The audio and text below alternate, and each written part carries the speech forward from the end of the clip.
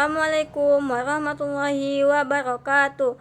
Perkenalkan, nama saya Fitri Oktavia. Saya dari kampus IAI Abuya Saleh Sarolangun dari program studi Pendidikan Guru Madrasah Ibtidaiyah semester 4A. Baiklah, di sini saya akan membuat tugas video dari dosen pengampu Bapak Rian Hidayat SPD MPD dengan judul materi Latar Belakang Pembaruan Dampak Kolonialisme dan Ketertinggalan Dunia Islam. Peradaban Islam pernah mencapai masa kejayaan, terutama pada masa Daulah Umayyah dan Abbasiyah. Saat itu, umat Islam menjadi pelopor dalam berbagai bidang ilmu pengetahuan, seperti kedokteran, matematika, astronomi, filsafat, teknik, dan pendidikan. Kota-kota seperti Baghdad, Damaskus, dan Cordoba menjadi pusat ilmu pengetahuan yang didatangi oleh para ilmuwan dari berbagai negara. Namun, memasuki abad ke-17 hingga abad ke-19, dunia Islam mengalami kemunduran. Pada saat yang sama, negara-negara Eropa mengalami kemajuan pesat melalui revolusi ilmiah, revolusi industri, dan perkembangan teknologi. Perbedaan kemajuan tersebut menyebabkan negara-negara Eropa memiliki kekuatan militer, ekonomi, dan politik yang jauh lebih kuat dibandingkan negara-negara Islam. Kondisi ini menjadi awal munculnya berbagai gerakan pembaharuan dalam dunia Islam. Pengertian pembaharuan dalam Islam. Pembaharuan atau tajdid adalah usaha memperbaiki kondisi umat Islam agar mampu menghadapi perkembangan zaman tanpa meninggalkan ajaran Al-Quran dan Sunnah.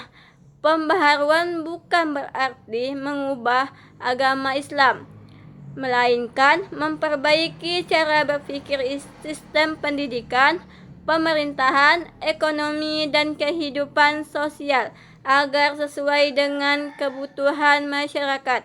Para tokoh pembaharuan berusaha mengajak umat Islam kembali kepada ajaran Islam yang murni sekaligus memanfaatkan ilmu pengetahuan dan teknologi modern demi kemajuan umat.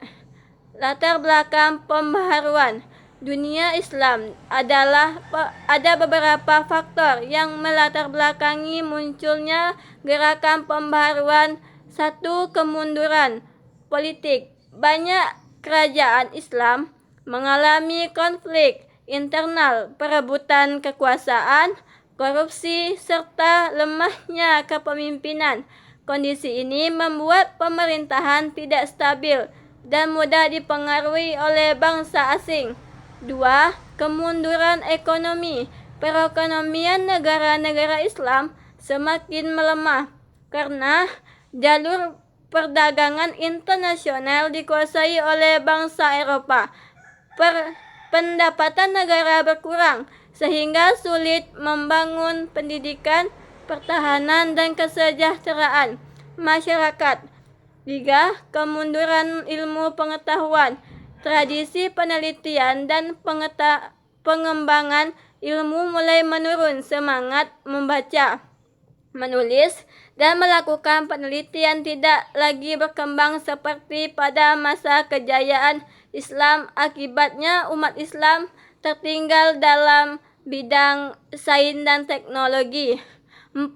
Lemahnya pendidikan. Banyak lembaga pendidikan hanya mengajarkan ilmu agama tanpa mengembangkan ilmu pengetahuan umum. Padahal Islam mendorong umatnya untuk menguasai seluruh ilmu yang bermanfaat. 5. Munculnya kolonialisme Barat. Bangsa-bangsa Eropa seperti Inggris, Prancis, Belanda, Italia, dan Rusia mulai menjajah wilayah-wilayah Islam. Penjajahan ini menjadi faktor terbesar yang mendorong lahirnya pembaharuan. Dampak kolonialisme terhadap dunia Islam. Kolonialisme memberikan dampak yang sangat besar terhadap kehidupan umat Islam. 1. Dampak politik, banyaknya negara Islam kehilangan kemerdekaan karena berada di bawah kekuasaan penjajah dan pemerintahan lokal, tidak lagi memiliki kebebasan dalam menentukan kebijakan. 2. Dampak ekonomi, penjajahan menguasai hasil bumi, pertambangan, dan perdagangan. Kekayaan negara dibawa ke Eropa sehingga masyarakat mengalami kemiskinan dan kesenjangan sosial.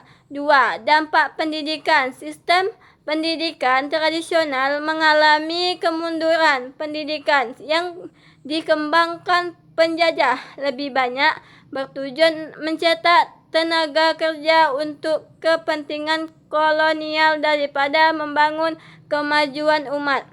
4. Dampak sosial, terjadi perubahan struktur masyarakat, muncul kesenjangan antara kelompok yang mendapat pendidikan barat dengan masyarakat yang masih hidup secara tradisional. 5. Dampak budaya, budaya barat mulai mengaruhi kehidupan masyarakat Islam. Sebagian masyarakat meninggalkan nilai-nilai Islam, sementara sebagian lainnya menolak semua bentuk perubahan sehingga sulit berkembang. 6. Dampak militer, persenjataan negara-negara Islam jauh tertinggal dibandingkan bangsa Eropa. Hal ini menyebabkan banyak wilayah Islam mudah dikuasai. Ketertinggalan dunia Islam, selain kolonialisme, terdapat beberapa penyebab ketertinggalan dunia Islam. Pertama, menurunnya semangat mencari ilmu pengetahuan. Yang kedua, perkembangan sikap taklid, yaitu mengikuti pendapat tanpa berpikir kritis. Ketiga, kurangnya berkembangnya penelitian ilmiah dan inovasi teknologi. Keempat, lemahnya persatuan umat Islam sehingga mudah dipecah belah. Kelima, sistem pemerintahan yang kurang efektif dan kurang memperhatikan pendidikan masyarakat. Keenam, rendahnya penguasaan teknologi industri sehingga sulit bersaing dengan negara-negara barat. Munculnya gerakan pembaharuan. Melihat kondisi tersebut, munculnya tokoh-tokoh pembaharuan yang ingin membangkitkan kembali kejayaan Islam. Mereka memiliki beberapa tujuan, yaitu mengembalikan ajaran Islam kepada Al-Quran dan Sunnah. 2. Memperbaiki sistem pendidikan. 3. Mengembangkan ilmu pengetahuan dan teknologi, meningkatkan kualitas sumber daya manusia, memperkuat persatuan umat Islam, memperbaiki sistem pemerintahan dan administrasi negara. Contoh upaya pembaharuan, beberapa bentuk pembaharuan yang dilakukan antara lain mendirikan sekolah modern yang memadukan ilmu agama dan ilmu umum, memperbaiki sistem pemerintahan agar lebih efektif dan mengembangkan pendidikan militer, mengirimkan pelajar ke negara maju untuk mempelajari ilmu pengetahuan.